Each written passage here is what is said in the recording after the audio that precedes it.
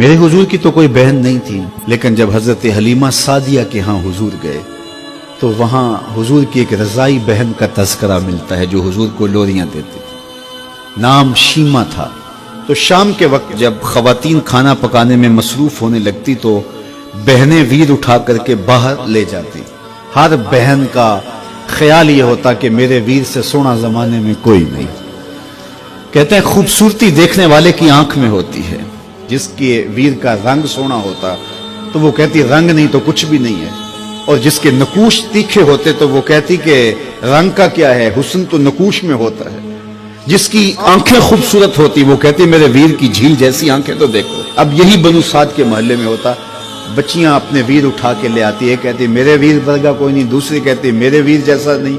इतने में हजरत शीमा अपना वीर मोहम्मद उठा के ले आते और दूर से कहती नहीं मेरा वीर भी आ गया, तो सबके सर झुक जाते, कहते नहीं नहीं नहीं नहीं शीमा तेरे वीर का मुकाबला तो नहीं ना, हम तो आपस में बात कर रही हैं। और फिर जब किसी बहन के वीर को मुतफिका तौर पे सारी कह दें कि तेरा वीर ही सोना है, तो फिर उसका फख्र तदीदनी हो ना, फिर उनका ज़ौक़ आसमान को छूने लगता। इब्ने हश्शाम सीरत की सबसे पहली किताब, उसमें यह वाक़या लिखा है कि फिर हज़रत शीमा हुजूर को अपनी आगोश में लेकर समेटती और फिर चूमती और फिर वो लोरी देती, और वो लोरी के लफ्ज भी लिखे हैं, रब्बना अब के लना मुहम्मदा हत्ता अराहु याफियम व अमरदा, अल्लाह मेरे वीर मोहम्मद को सलामत रखना। आज ये पालने में बच्चों का सरदार है, कल वो लम्हे आए जवानों का भी सरदार हो। और फिर झूम जाती और क्या खुशी उनकी दीदनी होती। और फिर वो मंजर भी आया कि हुजूर अलैहिस्सलातु वस्सलाम मक्के चले गए और ये जवान हुई और फिर उनकी शादी किसी कबीले में हो गई। आका करीम ने ऐलान नबुव्वत किया, 13 साल का वक्त कटा और फिर हुजूर मदीना शरीफ चले गए।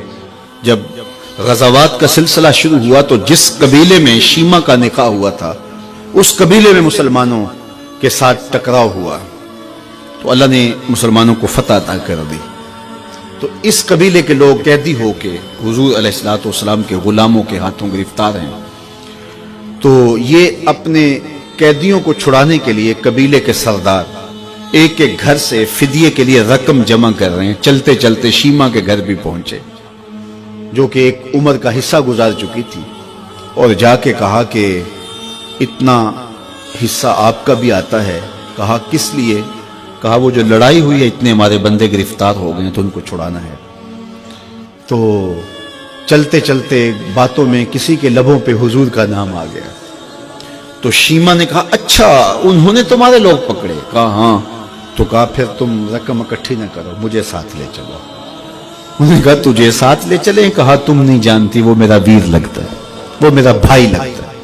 कौम के सरदारों के साथ हजरत शीमा हुजूर के नूरी खेमों की जानब जा रही हैं और सहाबा नंगी तलवारों से पहरा दे रहे। ये मक्की दौर तो था नहीं, ये मदनी दौर था। और शीमा कौम के सरदारों के लेके जब आगे बढ़ने लगी ना तो सहाबा ने तलवारें सौंप दी। रुक जा ए देहाती औरत, जानते नहीं आगे पूछा रसूल है, आगे बगैर इज़्न के जिब्रील भी नहीं जा सकते, तुम कौन हो? तो शीमा ने जो लफ्ज कहे वो लफ्ज नहीं है। उसने कहा खल्लू सबीली वालमू आना उख्त नबीयकुम, मेरी राहें छोड़ दो, तुम जानते नहीं मैं तुम्हारे नबी की बाजी लगती हूं। तलवारें झुक गई, आंखों पर पलकों की चिलमने आ गई, रास्ता छोड़ दिया। हुजूर के खैमा नूरी में दाखिल हुई तो हुजूर ने देखा, पहचान लिया, उठ के खड़े हो गए। फरमाया बहन कैसे आना हुआ?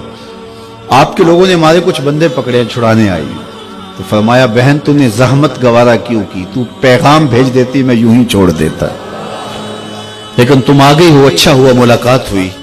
फिर हुजूर ने कैदियों को छोड़ने का ऐलान किया और कुछ घोड़े और चंद जोड़े हजरत शीमा को हुजूर ने तोहफे के तौर पे दिए।